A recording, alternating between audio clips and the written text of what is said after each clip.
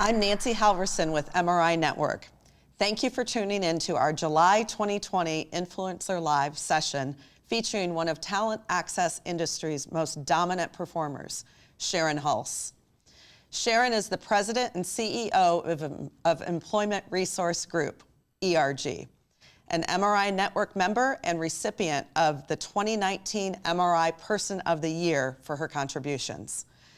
Sharon has received many accolades over her 24 years in the business, from being a Forbes published author of A Well-Done Professional Midlife Crisis to being a boss on season 5 of the Top Recruiter reality film in 2015. Sharon has generated a lifetime cash-in of over $20 million. MRI Network seeks to lead, enlighten, and inspire the entire talent access industry, and today, Sharon is going to help us do just that. Please take notes. There'll be plenty of takeaways as Sharon shares her success in moving contingent to retained, building a sustainable business model. She converted her entire office to retained search years ago, and the results are dramatic. To submit your questions to Sharon during her presentation, please use the Zoom chat feature. Sharon will be taking those questions midway through her presentation.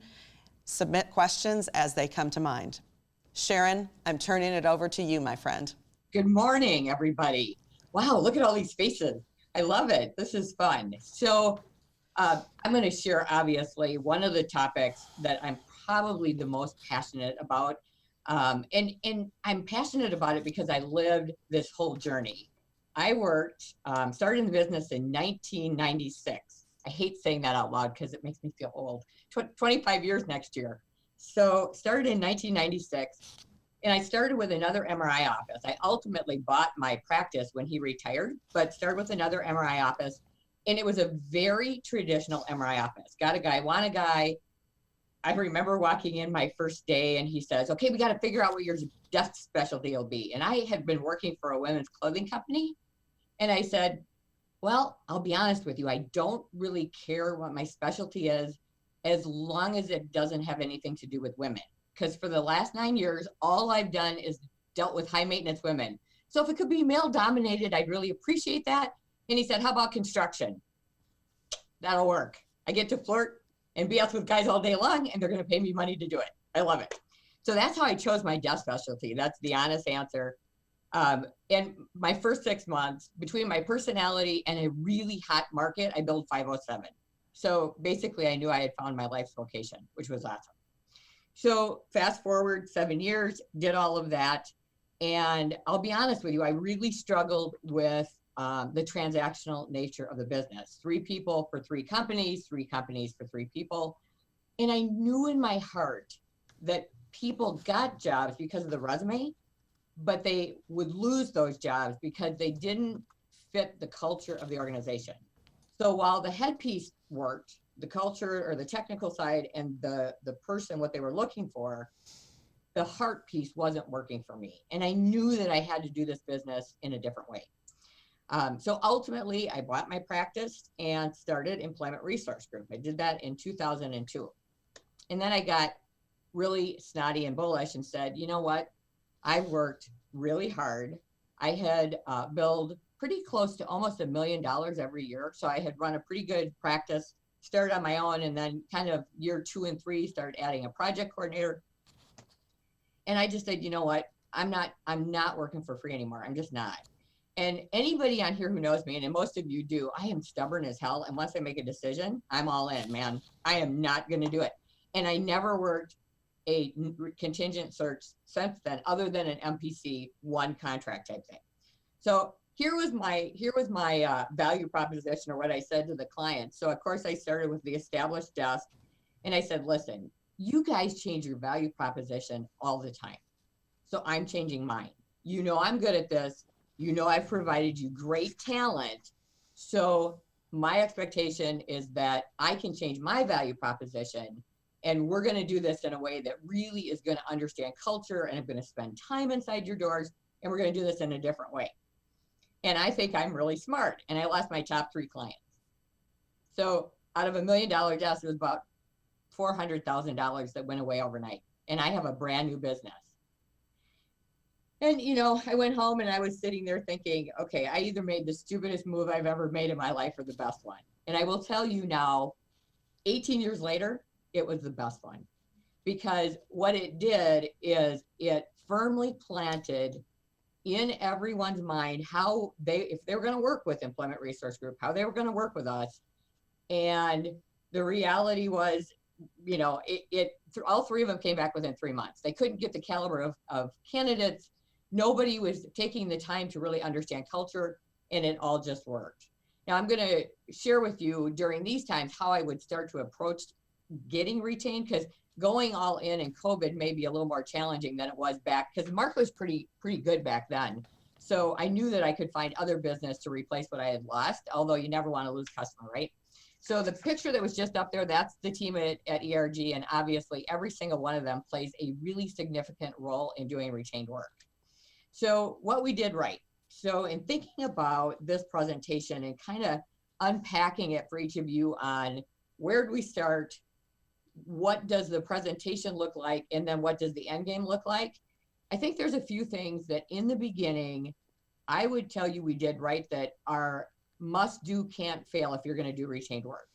So the first one is when we started to think about, okay, we're going to do retained, we're going to do this in a very different way. I need to really understand what that means for the clients, right? I didn't really know. I knew that retained work was the way I wanted to go, and that I didn't want to work for free anymore, and that I didn't want to fight the cash flow monster all the time. So I pulled in, I deal with very little HR. It's almost all presidents. HR will be the logistics side of retained search. They'll help book interviews and things, but my point of connection is the president, and that's in every industry we serve, which is, you know, manufacturing, construction, and banking, and all of those. So I brought 6 of those people in, 6 people that we had done work with that we now were going to be doing retained work. And I just asked them a lot of questions. How would you like to receive information? What kind of information adds value for you? What kind of information do you don't give a rip about? Whatever that was. But I wanted to really understand, if I was going to add value for you, what does that look like? My favorite part of that is our process today was really designed by our clients. While I can sit here and take credit for a lot of the parts and pieces, it was those 6 people in the room that really designed our process. Now, over the years, the 18 years, we've tweaked it and we continue to tweak it. We've had marketing firms make it prettier. We've done all of that. But at the end of the day, I will tell you, it has been those 6 people in the room, and I'm just looking for a book here. I should have had one handy. Those 6 people really created our process for us, which is great. One of the things that, and I explain this, and I would tell you from the very beginning when I start talking to clients, I'm pretty confident. I always find there's 2 things. It's the confidence in selling retainer and knowing that, and we're going to talk about selling retainer is not about selling the fee. It's about selling experience. So we need to get that clear, and we're going to talk about that. But I make it very clear that they are amazing at what it is they do for a living. So they're amazing at within construction. They build beautiful buildings, and they're really good at integrated delivery and all these different things that my clients are known for. I'm really good at what I do. And I understand fundamentally what makes a person either integrate into an organization or not, and how they impact your strategy. Now, I want you to listen to what I just said, because it wasn't, I got a guy and you need a guy. It's integrate into your organization strategy. You got to have a communication style that matches that level of search. When I go out and I'm competing against people in the marketplace for search, I'm competing against Korn Ferry, Heinrich has struggled. I am not competing against necessarily even other MRI offices. Once in a while, but very, very rarely. Typically, it's the bigs, because we're working on higher level positions, and over time that's evolved. But I will tell you, every position that we take, other than if I have an MPC that I'm taking to market, I will do the full-blown package, the full-blown search. So whether it's a project manager, which is a mid-level search, all the way out to a CEO or a board level search, everybody gets the same level of experience. And the reason I do that is because I want them to remember that experience, not remember just the work, but remember the experience they had an honor, if you will, to be a part of. And that whole feeling of, wow, I have never gotten that level of service from anyone else. And then the last thing is every search, and this has been a little more challenging lately, and obviously we've had to pivot a little bit, but when we first started doing retained work, I went to see every single client that I had face to face, and I explained to them, and I would actually take a sample of our search. All right, I need to find a copy. Here's one. So this is what our book looks like, and it has a lot of information. So we have 5 candidates in a completed search, but what I do is I take a sample with one candidate so they see exactly what is being delivered at the end. And this is the keys to the kingdom, because when I sit down and I say, you know, I ask them all the open-ended questions and get them going on the conversation. And you can normally tell when we're at that place where they're going, okay, tell me how you work. How do you charge all of that? What I like to do is I'll say, you know, I'm really excited about talking to you about Employment Resource Group, and I'm very excited about telling you how we work. But do you mind if I ask you a few questions before we get started? And what I do is I try to get into their psyche on what does a win look like. It's not a commodity selling. This is really about becoming that advisor, that partner to the person sitting across the table from you. Now, the other thing you have to do is you have to know a lot about the person or the people who are going to be in the room. So we do an obnoxious amount of research before I walk out the door. And a lot of our searches have not been won because we either had the best presentation or that we were even in their space, if you will, more so than other firms. But I still remember, I'm going to give you a quick story because this really demonstrates when that happened. So I went up against Korn and Heinrich for, it was about $100 million manufacturer that needed a new CEO. The CEO had found out he had cancer and he needed basically to replace himself. And he was 78 years old and this was his baby. I mean, he started this company in his garage. So you can imagine the tremendous heartfelt trauma he was going through, not only in dealing with cancer, but also at the same time, he was trying to understand that he needed to basically replace himself. So we went last, and this HR consultant was setting everything up, and he had asked, I swear to God, he asked for my DNA samples. I mean, the stuff that I had to submit ahead, I almost didn't do it because it was ridiculous amount of information. Anyway, long story short, I get in there and he goes, okay, you can set up your PowerPoint, because the two ahead of me did. And I said, actually, I don't have one. And I'm meeting with the board as well as the president, whose name was JB. And I said, I'm just here to ask some questions, and I'm going to show you a sample search. So I go through and I say, okay, so let's talk about this particular hire. From a strategy standpoint, where do you see the next 3 to 5 years? What do you see as things that you're going to be working on? And, you know, all the questions around the strategy of the business. I wanted to understand from the board's perspective, if the person was going to make an impact immediately and then in the next 3 to 5 years, what would that look like? And we got to the end and they go, do you have any questions? I presented the sample book, I had done all that. And they said, do you have any questions? And I said, I actually just have one. I said, JB, I have a question for you. I said, you are 36 years old. Your wife is a nurse and you're working at Boeing, which by all accord is a pretty damn good job. You walk into your home and you say, you know, I think I'm going to open a machine shop in my garage. Did your wife not think you were crazy? He starts laughing. He pulls up his chair.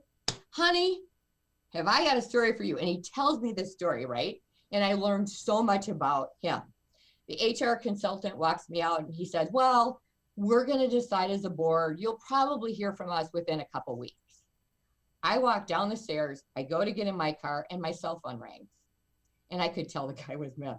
The HR consultant says, JB would like you to come upstairs immediately. You've been chosen to do the search. Now, why did I get that search? Was my presentation better than the other two? I guarantee you it probably wasn't. But I knew more about JB than any of the people in that room. And that's the stuff that sells retained search. not the fact that you have a better process, or it's the fact that you care enough to know about their business and you're going to really help them and they feel that. Okay, so selling the retained experience. So again, because this is an experience and it's thinking about the experiential side of selling search as opposed to the transactional side of search, there's a lot of things that we like to talk about that we don't want them to come across as bragging, but to give them comfort that not only do we understand the technical side or the emotional intelligence side of the search, but that we've got proven statistics to show that we're good at it. So right now in our retained search, we run 1 for 1.06. So if we take the search, now again, we don't take every search, but if we take the search, we fill it.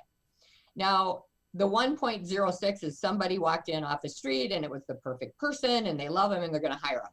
Yes, I move that money forward to another search because you can't keep clients forever. And my goal is to have them have such an amazing experience that they would never work with another firm, that if they feel like I ripped them off, they're not going to do that. So anything I can do to make them feel comfortable, yes, I will move it to another search if that should happen. We also talk about our retention rate. Right now, we're running 97% retention rate of people we place within the first 2 years. So why is that significant? It's culture fit. What it demonstrates is not only do we understand the technical piece, but we understand what the issues and problems are of the company that this position has to solve and how they're going to integrate in and help those issues. We also make sure the candidate is really, really well aware, because one of the things you'll see in our process is what does year one look like? And this is how I say it in the meeting. I'll pull up my chair next to the decision maker and I'll say, okay, so this is what I want to know. If you and I are sitting here a year from now and you go, damn girl, that was a good hire. What did they do? Tell me what they did. That's the 1 year target. And I make sure every candidate going in knows how to make that happen. So they have to do a quasi business plan on how they're going to make it happen, which demonstrates to the client that they can do it.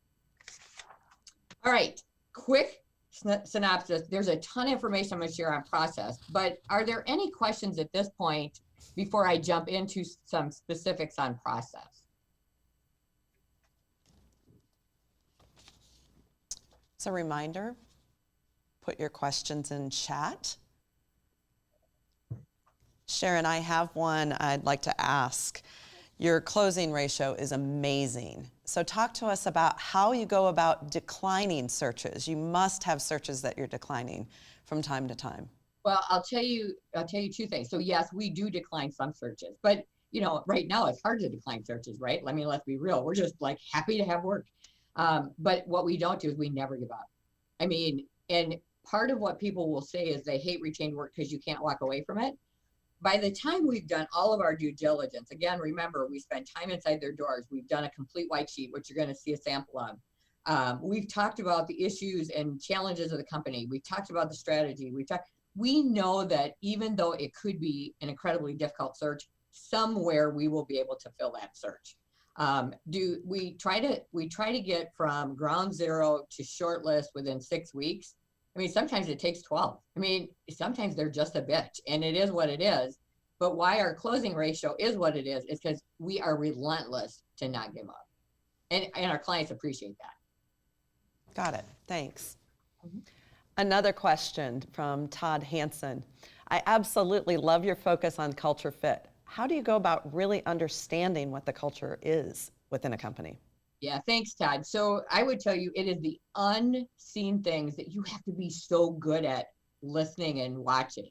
So I'll tell you 3 really quick ones that I watch. I watch the pace of which people work. So when I go inside their doors, are they working fast? Are they working slow? Are they talking to each other, or can you hear a pin drop? I used to have 2 direct competitors, both engineering firms. One, literally, you could walk in and hear a pin drop, and it was like the most uncomfortable to spend time in. And then the other one was, and they used to try to recruit each other's people, and they couldn't figure out why they didn't work. It's the culture, the pace, the speed, how they interact with each other. But I'll tell you one of my favorite things, and these are you can ask the questions, and I always try to find out a hire that did extremely well or someone who's highly regarded. Why are they highly regarded? And then someone who didn't work out, what was it that made that hire not work? But the other piece of it is walk through the office or the plant with the CEO and watch how people react.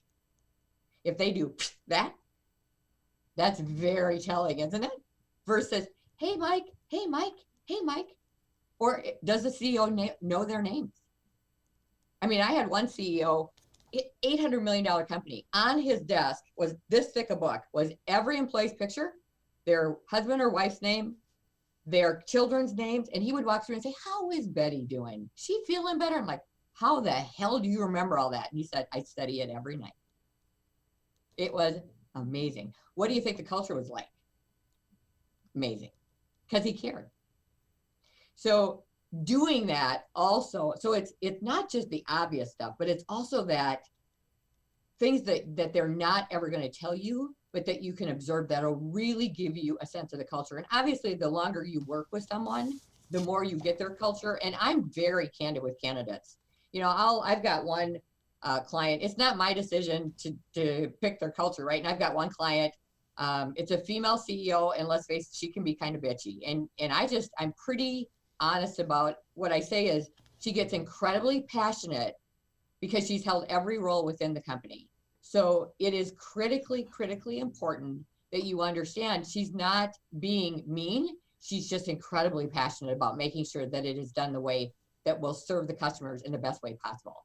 So I always make sure I tell them. I never talk bad, but I make sure that they're aware of what they're getting into as well. Thanks, Sharon. One other question before we let you continue your presentation.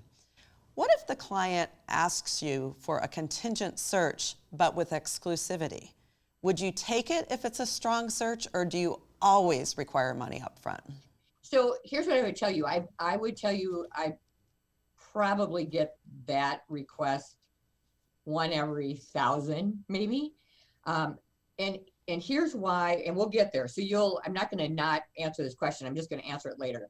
When you do an experiential meeting or Zoom, because lately I've had to do some on Zoom, the end game on selling your contract is semantics. They never ask for changes because it's, I love you, you love me. We go through this process and they're like, oh my God, this is amazing. And at the end I go, I suppose you want to know how we charge. And that's how I have to present how we built.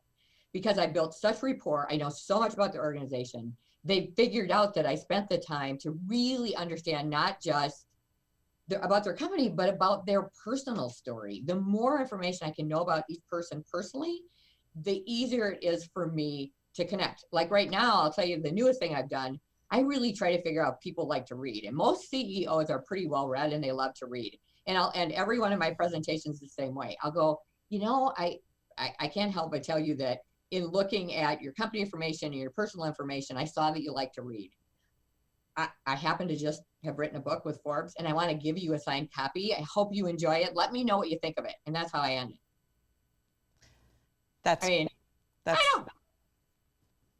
That's great. Thanks, Sharon. To the audience, please keep the questions coming. We'll have time at the end of Sharon's presentation to take more questions. Back over to you, Sharon, to continue with your presentation. All right, so let's talk about the personal visit. Yes, I've had to do some over Zoom, but you have to remember, I work in pretty rough and tumble industries. So I work in construction and I work in manufacturing. And they're like, yeah, if you're good with coming, I'm good with you coming. So for the most part, I'm still going out face to face. I was with one yesterday for a brand new search.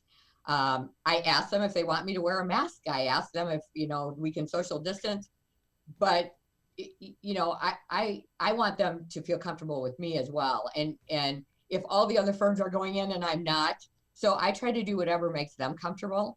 And I'm very, very cautious. I carry sanitizer right in my hand when I walk in. I shake their hand and then I sanitize my hand. But I still do all the things I did before because this is a business about this. It's your connection to them on a very emotional level. And if they like you, people will do business with you. And if they don't like you, they won't. So the things that I do them for a reason. And that is to build rapport with them and get them to like me. And then again, what I charge doesn't really matter. So let's talk about the personal visit. Why do I do it? It is to establish not just here's how we work. I mean, obviously that's a piece of it, but it is to establish the emotional connection with the leadership team. Now, on occasion, do I get a call from HR and say, I understand you want to meet with the president, and just so you know, I'm going to be in the room too, and I will be handling the logistics. And it never fails, right? Mr. or Mrs. HR will call me 2 days before the meeting, and they'll say, yeah, the president can't make it, but you can come and meet with me. And I go, you know what? Some of the questions that I have are so specific to the president that I would just prefer we reschedule. I mean, guys, if you're going to do retained work, you gotta be gutsy. And I ask for exactly what it is that I want, because I know it works, and it works every single time. I also know that if I end up in HR's pool of vendors, it's not going to work, because what I do isn't special or unique to them, because they don't care. It makes them look bad. So I want to make sure that if I'm working with an organization, I love working with HR from a logistics standpoint, but I also want an audience with the top. So I asked to meet with the leadership team when I go in, and I ask for an hour. I always runs over, but I ask for an hour. And I ask a lot of really thoughtful questions about the business. And I ask specific questions to each of them about their division. So if I'm meeting with operations and sales, finance, I make sure I have at least 2 or 3 questions specific to each of those, because I don't want to just focus on the CEO and not that make them feel like they are as much a part of this meeting. So I make sure I have questions for each person in the room. And then what I'm doing there is to evaluate culture, how people engage with each other, how do they get greeted, the pace of work, is it noisy, is it quiet, all the things we talked about. Okay, so once we start the rapport building, and again, every meeting starts out the same way. We're excited that you're here. Please tell us about Employment Resource Group.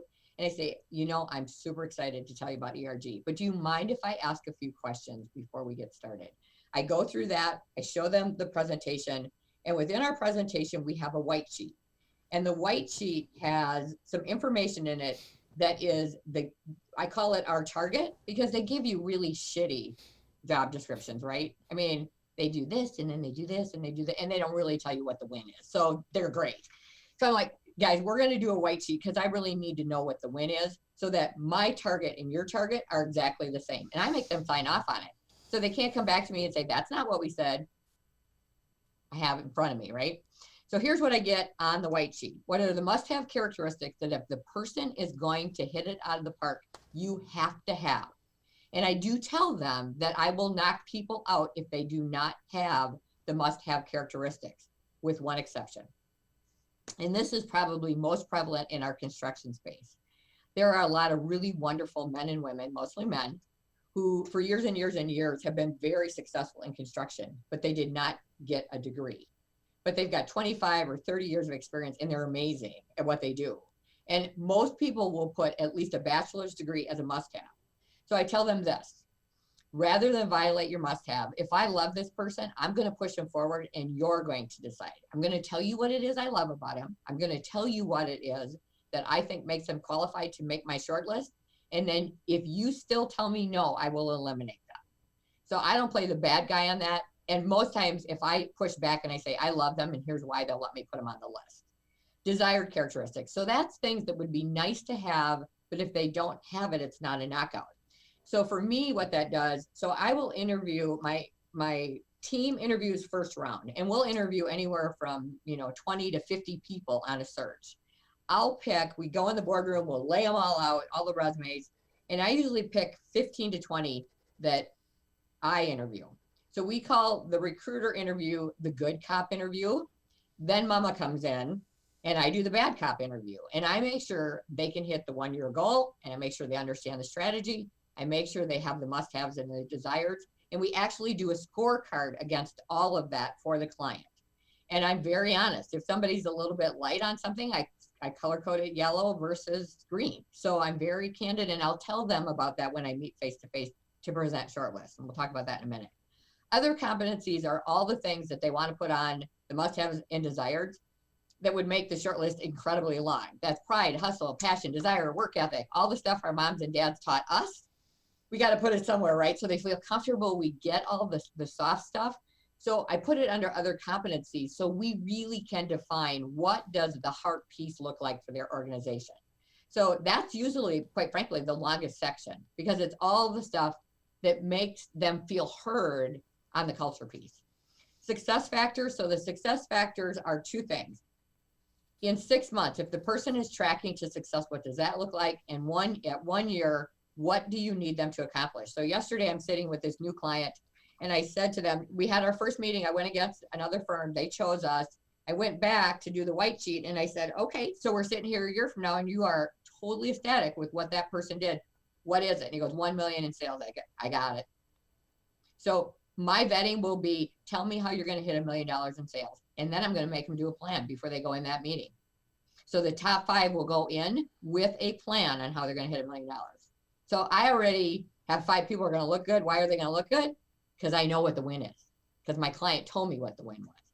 And then most difficult challenge. I will tell you, this is probably the most important question to ask that most of us don't ask. And I didn't ask it either when I first started. So no harm, no foul. And that is, listen, every company has issues, including mine. Tell me what the challenges or the problems are. You absolutely have to have this person solved. So I make sure that they can do it. Or quite frankly, that they want to. Because I have had people say, I don't want to do that. Well, I would damn well better find out now than get to the end. And then they say to the client, I don't want to do that. Right? So I ask right up front, tell me what the challenges and issues are. I am not here to judge. I tell them that I'm not here to judge. I am simply here to understand what you need them to do and what you need them to help fix. And then I am going to help you find somebody that can do that. We always present an odd number. Why do we always present an odd number of finalists? Because people can't make a damn decision on an even number. I don't know why. This is the psychology of search. If I present 6, they want 3. If I present 5, they'll take 2. Now, again, I'm pretty direct. When I present shortlist, and I do present shortlist back face-to-face, and yes, I get back on a plane to do this because most of my fees are $60,000, $70,000 or more. So if I'm spending $2,000 once I'm getting there and once I'm getting back to present shortlist, I now have probably a client for life because I've just spent a lot of time with them. I'm having dinner with them. I'm drinking an adult beverage with them. We're breaking bread. And I have now become more than just a recruiter. I'm their friend. So I present the finalists and I say, okay, so I have one rule, and here's the rule. I have picked 5 of the best candidates that are available to you. All 5 of them are different by design. Each of them have a little bit different personality to help you choose who is the best fit for your culture. And I only have one rule. You have to interview all 5, period. This is not a negotiation. This is my rodeo now, not yours. I'm good at this. You're good at what you do. You're going to interview all 5. And I usually get a yes, ma'am. And they interview all 5. Because it's important that you make sure they interview one against the other, because I do that. I make sure that we've got aggressive and a little more passive and a little more thoughtful and someone who's technically a maniac, but might not have as great as social graces and whatever it is. I want to make sure I cover every one of my bases because somewhere in there, I got to have my winner chicken dinner. And that's all I care about is that I got one that they fall in love with. They don't need to fall in love with all 5, although I love it when they say this is going to be a really hard decision, but they got to have one they love enough to make an offer. We do a pretty extensive individual report on every candidate. We have, I'll have you put up the slide. We have a scorecard against their must-haves and desires, and it is a stoplight. So green means they meet or exceed. Yellow means they somewhat qualify. So let's say they asked for 10 years of experience in their particular industry and they had 9. I would code it yellow, and I would explain to them they're yellow because they had 9, not 10. But in interviewing this candidate myself, I believe they have everything you need and then some. I do interview as many candidates face-to-face as possible. So my rule is if they live within 2 hours of me, they're driving in to meet me. And if they don't, then I Zoom them. So that's kind of the rule. Because I got to tell you, this in executive search and retained search is almost as important as the paper. Because how they present themselves, how they engage with people, how they communicate, what they look like. I mean, I hate to say that, but it's true. All of that personal presence piece is also really, really significant. So for me not to look at them would be probably the kiss of death. So everybody gets a face-to-face interview with me. And the reality is I do that too, because I want them to get to know me because I'm closing the candidate side as well, right? So I want them to build rapport with me also. We also do a full bio on the candidate. Now we have them take first pass at that. The reason we do that is pretty simple. And that is because I want all their personal information. If they fill it out, I can share it. If they don't, I can't. Are you married? Dogs, cats, kids? Johnny plays Little League. I coach Little League. So the questions are very much, tell me about your career. Why did you make the changes that you did? Just tell me about your career path. The second part is about what are you most proud of, or what was your greatest accomplishment in your mind? What was your greatest challenge, or what was a problem that you had to solve that you're really proud that you got through?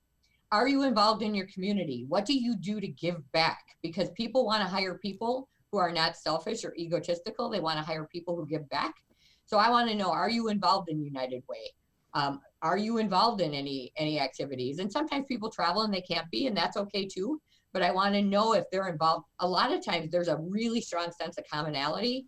I'll have people say, well, I co-chaired United Way for the place I live, and the guy who's hiring also co-chaired United Way. Guess what I do when I present the candidate? Bingo, put it together. We have a common point for them to start with.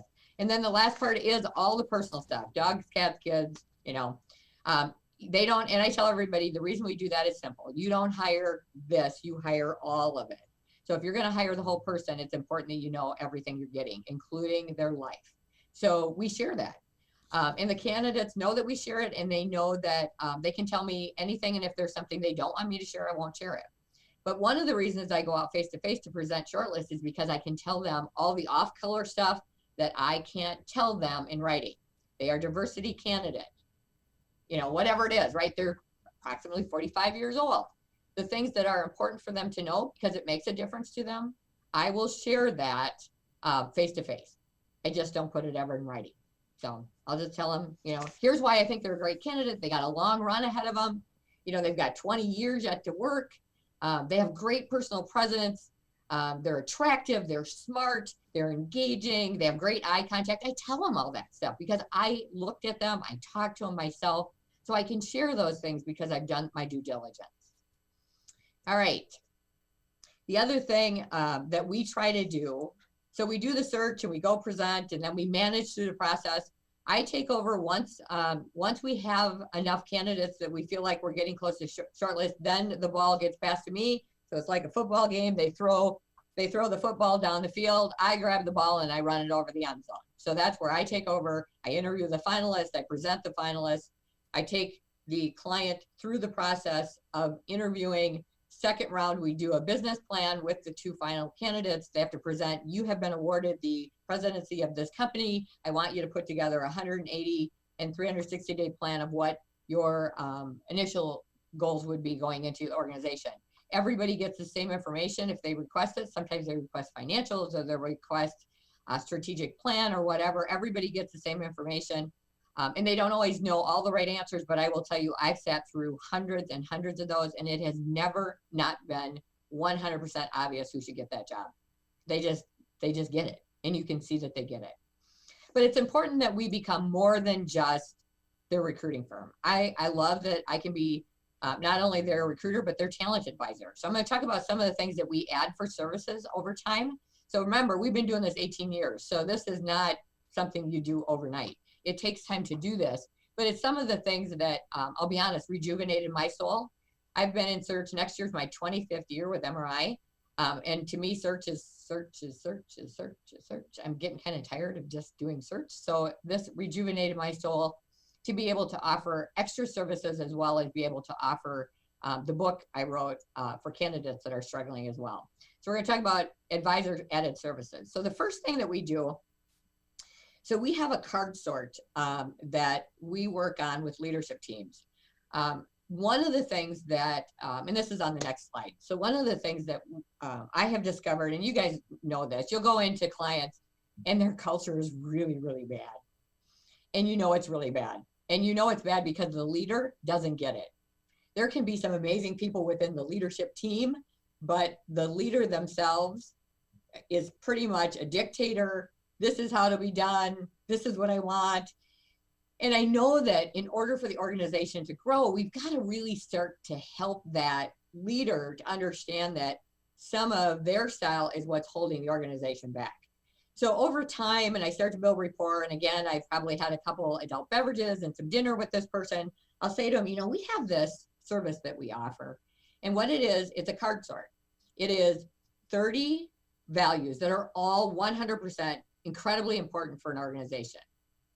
And what we do is we lay them all on a table, and you have to, without talking with your leadership team, together slide cards and make it 10 the most significant values in an organization, 10 medium and 10 low. And you can't talk when you do it, which is the hardest part because they all want to talk. It's a fascinating exercise because it takes some over an hour to agree. And sometimes you have two that are fighting with each other on one card. It's hysterical to watch. But it is amazing when you get to the 10 and then you vet through why are these 10 the most important and how does that live every day within your organization. So from a behavior standpoint, how are we going to start to bleed these 10 into the company? And how are you going to lead by example? It's an amazing exercise. And I'd be happy to share with you what the 30 values are, but it has been really insightful. And is it perfect? Has that the people that we've done it with flipped over their leaves and became the most amazing company? No, but it's better. But it's better. And I just want it to be better. I want to help them to retain people, and I want to help them to grow their organization through great people. Cultural audit, we do go in once a year, and it's typically done through strategic planning. We'll sit in and we'll help them once they have their strategic plan. We'll look at the buckets of where they want to grow the business, and then we'll help them to plan talent against that. So I'll give you an example. I had a construction company who decided they wanted to get in food and beverage. And I said, wow, that's great. It's an upcoming market. This was a few years ago, upcoming market. Everybody's sort of cocooning and people are eating more frozen foods and stuff. So I think food and bev is absolutely the right place to be. Who's going to sell it? And the president looks at me and he goes, damn, that's a good question. I don't have any idea. Guess what my first search was? Somebody to sell it. So I try to just give, and again, you got to build a really, really strong trusting relationship, because in order for them to really share their strategic plan, they have to trust that you're not going to share it with anyone else. But that's how you become a true trusted advisor. And then you're working with them on their strategy and planning out talent ahead. Why I like that, I hate being the reactive recruiter. They lost somebody. I mean, again, we all do it, right? They lost somebody, you got to hurry up and fill it, and it's a pain in the ass and you don't like it, versus I'm going to really help you to get the most amazing talent. We're going to plan it out. So for me, I love being able to be thoughtful about talent planning as opposed to being reactionary. Succession planning, we have even myself, we're all getting older. A lot of my clients, the gray hair, I just tell them I have a better hairdresser. A lot of the gray hairs showing up really, really, really well. So we talk about succession planning when it's 5 years or quicker. And then we talk about what that knowledge transfer looks like. Because quite frankly, some of those jobs, especially on the finance side, they only do those functions once a year. So they have to have multiple years of doing some of those closings and the things that only happen once a year, so that whoever becomes the heir apparent can have time to learn the business. So we'll help them on making a list of, here's your hourly, daily, weekly, monthly, quarterly, and yearly goals. And then here's what the transfer of knowledge would look like. So we help them being thoughtful about that. We charge $200 an hour for this kind of work. And it's a nice little revenue stream. Plus it sort of locks us in with our clients as somebody they really want to work with. And then we help with career pathing. We talk about especially if they're people we place and they're getting antsy and they're not happy, I will actually sit down with the hiring authority, the leader of the organization, and say, we need to figure out a career path for this person or they're going to leave. And then innovation summits are my favorite thing to do. We stick baby boomers and millennials in the room. We give them either critical thinking or strategic issues that the company is facing. And we make them break up into small groups. We haven't done as much of this, obviously, now with COVID, but break them up into small groups. And we give them problems and challenges to solve as a group. I'll give you an example of where that went really well. I have a client, the leadership team had been struggling with a decision for over a year with this one issue. And I offered up this innovation summit. I said, I think we should do it. You just never know what you're going to get out of it. And they agreed that they would be willing to disclose this issue they'd been having. So they picked their high potential, high performing people. So we had this cross mix of engineers and receptionists, everybody. We had a cross mix of everybody within the organization. We broke them up into groups. And they had to I facilitated, and they stood up and they had to present their ideas. And this engineer stood up who wouldn't say, you know what, without a mouthful, right? I mean, wouldn't say boo, stood up and he presented, and it was a game changer. It was $1 million idea every year in revenue since that happened. And the CEO went up to him after about a year later and said, why didn't you just tell us? And he said, because nobody ever asked me. Sometimes nobody ever asks. So by allowing and doing this, it gives people an opportunity to be asked, and it helps the business because they can get ideas from people who are inside their walls.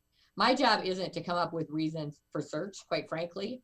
I would love it if I grew an organization to the point where they didn't need me anymore. Now, we all know there's turnover and all those things, so they'll always need me, but I want them to need me to the point where I have such raving fans that they would just never even look at anybody else who's going to walk in and want to work with them. All right, so how do I close the deal? So I do my stuff, we get to the end, and I say, well, I suppose you want to know how we charge. And I always say it like that, I suppose you want to know how we charge. They go, that would be nice. And I tell them, okay, we're 25% of first year's compensation. First year's compensation is the base salary and bonus. So we will estimate bonus based on what they are bringing to the table and your program. But we will all know what that is as we get to the end of the deal. We always, always charge on bonus. And I have never negotiated below 25% ever. You know what? I've done this 24 years, almost 25 years. I'm too damn old to work for less than 25%, and I'm not going to. I do have 2 additional contracts that I offer. We have most of our long-standing clients. I have a lot of clients I've been working with forever. They have an exclusive multiple position contract. So all the recruiters have to call us. I hope Mike Brown's on here. Love you, Mike. All the recruiters have to call us. It's a 90-10 split to them. We give them 90, we take 10, and they send us their candidates. We evaluate the candidates against the criteria. If they're awesome, I send them in. If they're not, I eliminate them. And I am very fair on that because I want them to not miss out on talent, but they don't want to mess with interviewing them and making sure they're a good fit. So we just take care of it for them. We do give them a discount. The first 2 hires, they get 1,000 off. 3 to 6, they get 2,000 off each hire, and 7 or more within a year, they get 3,000 off. We have many, many, many organizations. We hit well over 7 a year. So we don't have a lot of clients. I'll be honest with you. I don't have a lot of clients, but the ones I have, we really work hard to make raving fans. So that I got to tell you, I don't like making cold calls anymore. Again, I'm getting kind of old, and I'm getting out of the game a lot. I made more probably this year than ever just because of COVID. But I will tell you that it's really nice to build a practice so that you have reoccurring revenue. And our business, we're number 2 in billings and 3 in cash in from the owner's perspective. And I think it's really because of our longstanding relationships. It has nothing to do with the fact that we're better than anybody else. It's just the fact that we've been doing retained work for so long that people are so used to us that they just give us what they have. So that's my story, and I'm sticking to it. And at this point, I'll just share my vision real quick, and then we'll take questions for the next 10. So my vision has always been this, and that's to provide the most amazing client candidate experience where they become raving fans and would be lost if we went out of business. That's my goal every day. So questions and answers.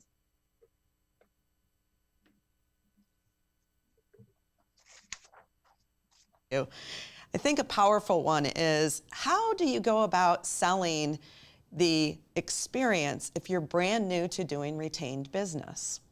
So if I was starting this today, and I thought about this because a lot of people on this, I'm sure, are new, is the first thing I would do is I would bring those clients that you've worked with for a long time, whether it's on Zoom and I would do exactly what we did. And that's bring them together and have like the most candid conversation.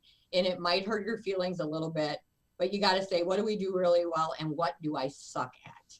And tell me how do you like to receive information? How can I be of assistance? How can I add value? You got to dig inside their psyche and really get to know within your space, what does it mean to be not just a thought leader, but a value added partner? Because you have to have something to sell. You can't sell an experience if you don't have something to sell. So our experience starts with our presentation book. So it starts with this. and what this looks like. So I take them through it, and it talks about all the different parts and pieces of a search, how we spend time inside their doors and really understand not just the technical piece, but the emotional side of how people integrate in organizations, all of those pieces. And right away, they know we're different, because most recruiters call and say, you don't know me, but my name is Sharon Hulce, and I work in your industry, and I've been in it for a long time, and I'd love to help you with your staffing needs. So mine sounds a little better, and it's not hard then, right? Because it sounds a little better. So you have to have your stick down, if you will. And part of that, guys, mine is so practiced. This sounds terrible, but mine is so practiced. When I am meeting with them face to face at exactly the same time in my presentation, I move my chair over by the CEO and I sit beside him. Now, this is, again, a little more challenging right now. But you know why I sit beside him? Because I bring one last book and I share a book with them. Why do I do that? Because the emotional connection, right, like this, when we are sharing a book and we're talking like this, the emotional connection I can make versus him sitting across the room from me is double.